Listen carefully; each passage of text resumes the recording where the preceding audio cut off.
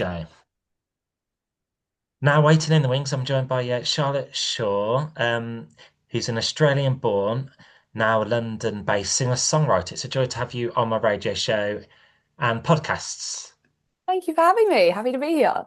Great. Well, first up, how are you today? I'm okay. I've been better. I'm currently in a moon boot. I've broken my ankle. So I'm sort of just homebound at the moment. But other than that, I'm good. I'm happy to be chatting about my song. But yeah, just elevating my foot at the moment. Well, I wish you a very speedy recovery on Thank that. you. So, first up, on my intro, it says you were originally from Western Australia. How did kind of your musical transition happen, from being born over there to ending up arriving in England?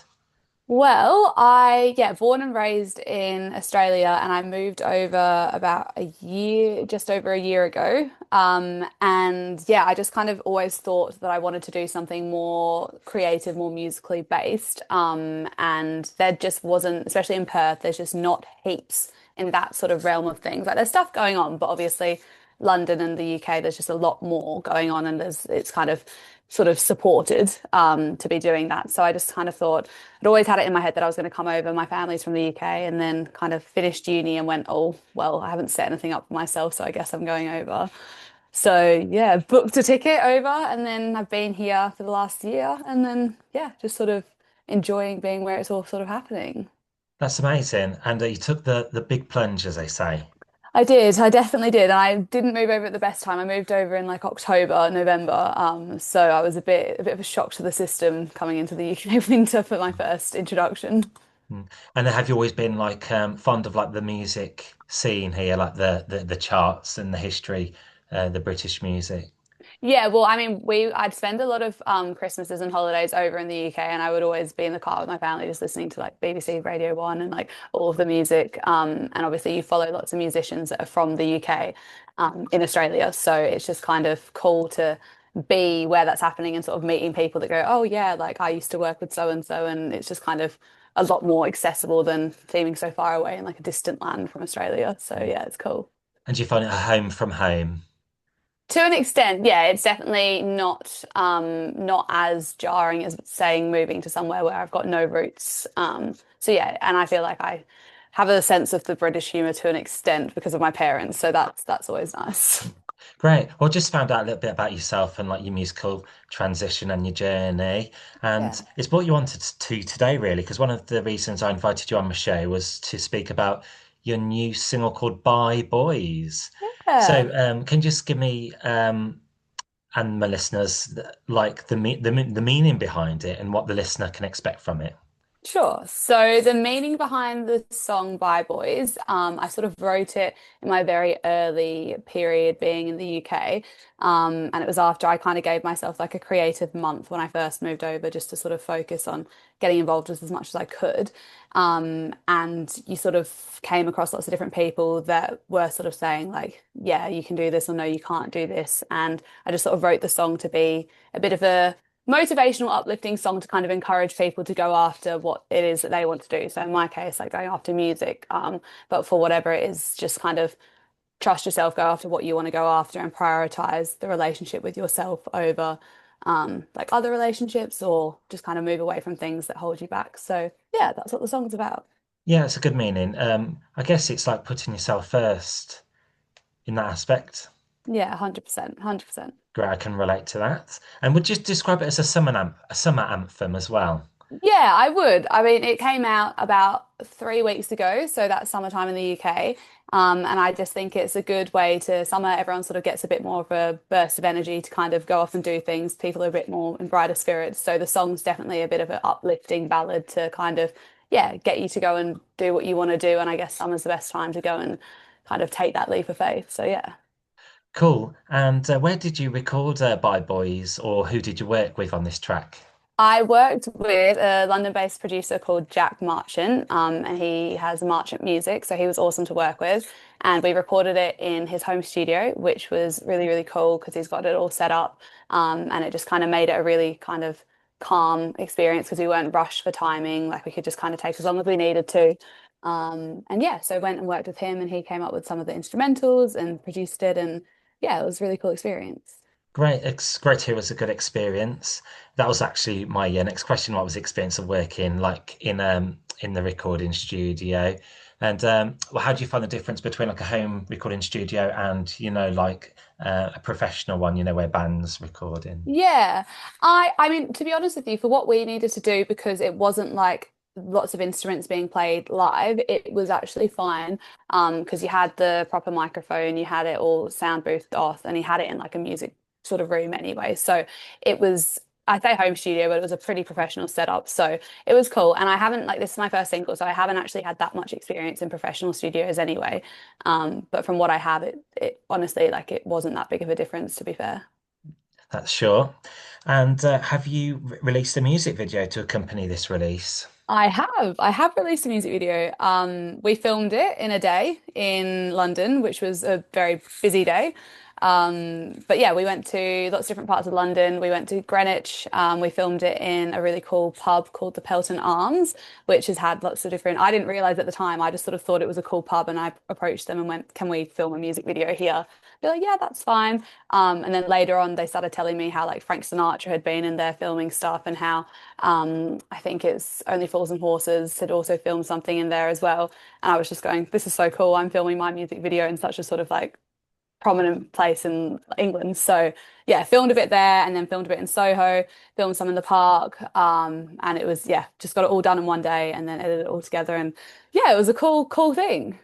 Cool. And we will encourage the listener to watch that. 100%. Yeah. Yeah. And on Bye Boys, that's your latest single. Would you say, as you say, it's a personal record, about self-appreciation, personal growth, taking the courage, to make that leap, and an anthem for anyone choosing themselves. That was Yeah.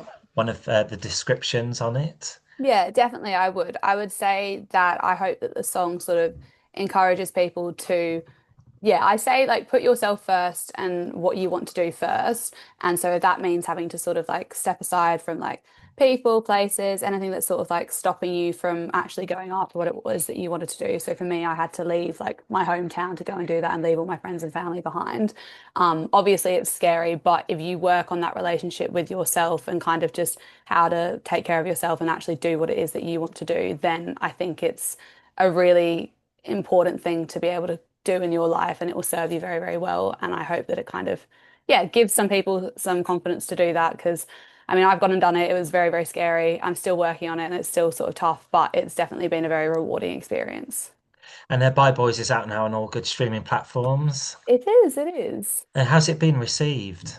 It's been received really, really well. I've had a lot of people messaging me going, Charlotte, like honestly, this is a really like great song. The lyrics have really resonated with me because I think when you listen to your own song over and over again, you sort of start like not doubting yourself, but you go like, I like it. But then you've listened to it 100 times, you're like, oh, do I still like it? So it was been really reassuring to get it out and have people listen to it for the first time and respond really positively and say that it's kind of like struck a chord with them, which is good.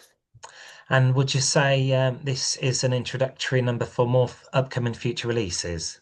100%, 100% I would. Yeah. No, I'm working on lots of exciting things at the moment, all kind of coupling the themes of, chasing your dreams, going after you want to go after, and yeah, putting yourself first.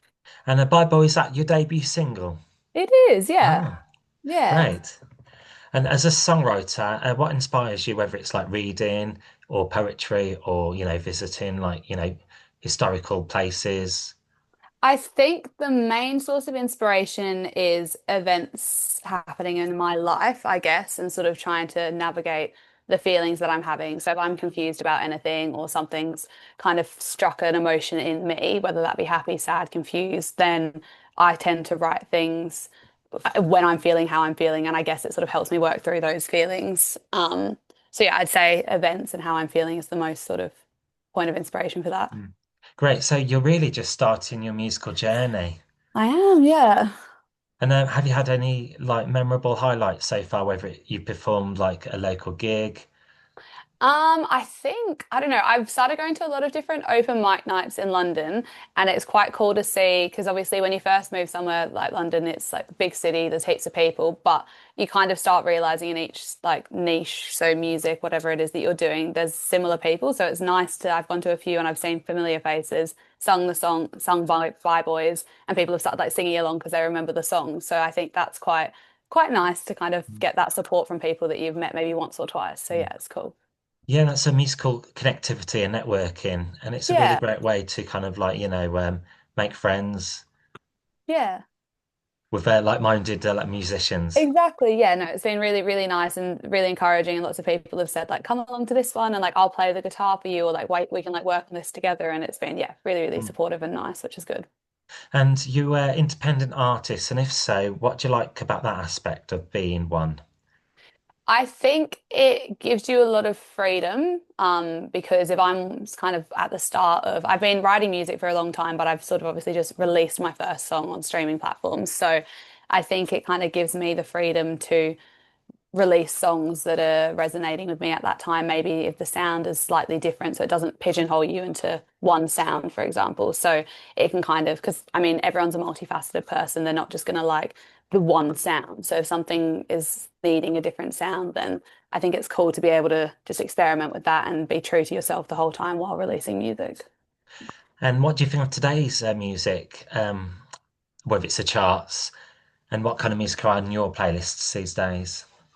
I'm loving a bit of country music. A bit of, yeah, sort of upbeat pop country. That's sort of what I'm by boys is this genre off as well, but I love a bit of country music. I think I mean, it's cool that there's lots of people releasing their own music now. So there's so much music now, more so than ever, I feel, just because everyone can kind of go and release some music if they want. So I think it's cool to see that. I think it's interesting that some of the music now is a little bit shorter, like on the radio, it's like 2 minutes, 2.5 minutes.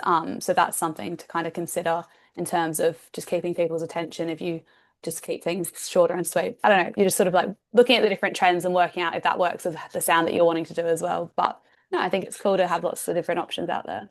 Yeah, interesting point there, because like say about in the 80s, 90s, the average pop song's about 3 minutes to 3 minutes and a half long. Now, as you say, Exactly. it's like a Beatles track under 2 minutes. Yeah, exactly. So you're sort of like, oh, do I just cut out the second verse? Like, do you just get straight to the point? So yeah, I mean, I'm not too sure. Have you sort of like seen people trying to just follow that trend and stick to those time frames? Yeah, like with the radio play, when you're kind of DJing and you do look at like the length of a track, it's Yeah. usually between about 2.5 minutes to about 3.5 minutes. Yeah, yeah, yeah. So And yeah, do you favor like shorter ones or are you sort of not fast? I like the classic 3 minutes really. You can't go wrong with a Hmm. good 3 minutes. And Agreed. do you like remixes as well? I know they're popular as well, where DJs, like remix other people's tracks. Yeah, 100%. I think like with certain songs, it just gives it because if you like a song, but maybe it's like a bit of a slower song, if you get a remixed version, then you can still have the song that you like and the lyrics you like, but you can kind of maybe dance to it now. And it's just kind of you get to enjoy the song that you liked in different Mm, emotions. So I think, yeah, I definitely like remixes. sure. And do you have any gigs coming up later on in the year? I'm working on a gig. So I was talking to this lady in my football team where I broke my foot. And she basically messaged me and said that her husband owns a pub that has capacity for like 200 people if I wanted to kind of organize a gig. So I'm working towards getting one of those up and running by the end of the year because then I'll hopefully have had a few more songs released and then I can work with some other artists that I've met and just kind of make a really cool, yeah, a really cool gig that people can come to. So Yeah. more than welcome to come, Danny. Yeah, great. Yeah, we'll make an effort. Just let me know. And Yeah. that's good because you've released your first single and you're up and away now. And then once you're up and away, then you're kind of established then. Yeah, exactly. Cool. And final question, where's best to follow you on like social media platforms? So if you want to follow me on Instagram, my music page is my name, so Charlotte.Shaw XX because Charlotte Shaw was taken, so added two kisses at the end. And on TikTok, it's Charlotte_Shaw 1. And then yeah, Spotify, Apple Music, everywhere else is just Charlotte Shaw if you want to follow me. And how do you find TikTok? Is that a good asset to have if you're a musician? It definitely is. It definitely is. It's kind of, I'm sort of navigating the best way to promote music through there because I used to use TikTok just for more like personal like chit chats. And now I'm sort of trying to like transition those, my followers into like listening to my music. So I'm trying to incorporate like my personality with promoting the music. It's definitely good. Like you can see the benefits of it, but it's also kind of, there's so much content. You're just trying to like work out the best way to actually reach the people that you want to reach and like hopefully they listen to your music yeah, I don't Mm. know. I'm navigating it still. It's a fine balance, isn't it? Yeah. Kind of promoting yourself on social media, but you don't want to do too much because you might get engrossed in it. Yeah, and you want to like make sure you're staying true to yourself as well. So you're not just like posting things because you think that that will like get you views. Because if that's not actually kind of what you feel or think, then it's just sort of like you don't want to be like ingenuine, but then you also want as many people as possible to like hear your message in your songs. So we're working on it. We're Yeah. working on it. But yeah, follow me on TikTok, and let me know if you like the content.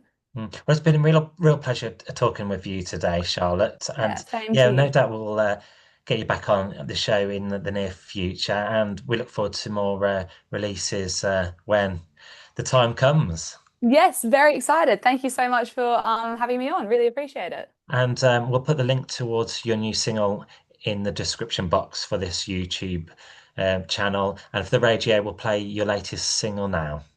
Perfect. Great. Well, Charlotte Shaw, great to have you on my show. Thank you. All the best. Thank you very much.